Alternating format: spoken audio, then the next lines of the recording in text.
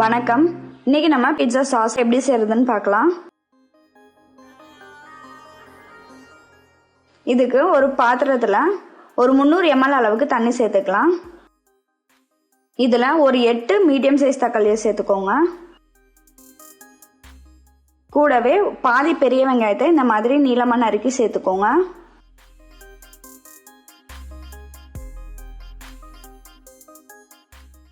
இப்போ இதை மூடி வச்சு ஒரு 10 நிமிஷம் நல்லா வேக வச்சுக்கலாம். 10 நிமிஷத்துக்கு அப்புறம் பார்த்தீங்கன்னா இந்த மாதிரி தக்காளியோட தோலெல்லாம் உறிஞ்சி வந்திருக்கும். இந்த சமயத்தில் நம்ம அடுப்பை ஆஃப் பண்ணிடலாம். இதை ஒரு அரை மணி நேரம் நல்லா ஆற விட்டுருங்க. நல்லா ஆறின பிறகு அதோட தோலெல்லாம் நம்ம உரிச்சு எடுத்துடலாம். உரிச்சு எடுத்துட்டு மிக்ஸி ஜாரில் சேர்த்துக்கோங்க. தோலெல்லாம் தனியாக எடுத்து வச்சிருங்க. இப்போ இது கூடவே வேக வச்ச பெரிய வெங்காயத்தையும் சேர்த்துடலாம். இப்போ அடுத்ததாக நம்ம தக்காளியில் உள்ள இந்த மேல் பகுதியை கட் பண்ணி எடுத்துடலாம். இப்போ இந்த வெங்காயத்தையும் தக்காளியும் நல்லா அரைச்சி எடுத்துக்கோங்க இந்த மாதிரி. இப்போ நம்ம இதை வடிகட்டியில் போட்டு வடித்து எடுத்துக்கலாம்.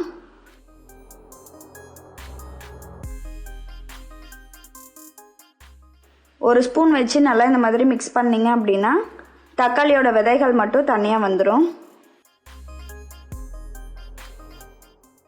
இப்போ தக்காளி பியூரி ரெடி ஆயிருச்சு.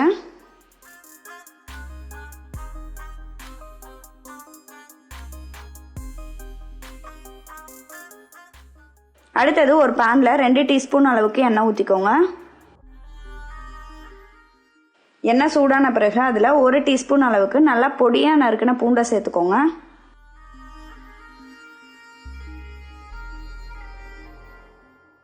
இப்போ நம்ம இது கூட 1/4 டீஸ்பூன் அளவுக்கு காஞ்ச கற்பூரவள்ளி இலையை சேர்த்துக்கலாம். கூடவே ஒரு 1/4 டீஸ்பூன் அளவுக்கு காஞ்ச துளசி இலையும் சேர்த்துக்கோங்க. இது ரெடிமேடாக சூப்பர் மார்க்கெட்டில் கிடைக்குது.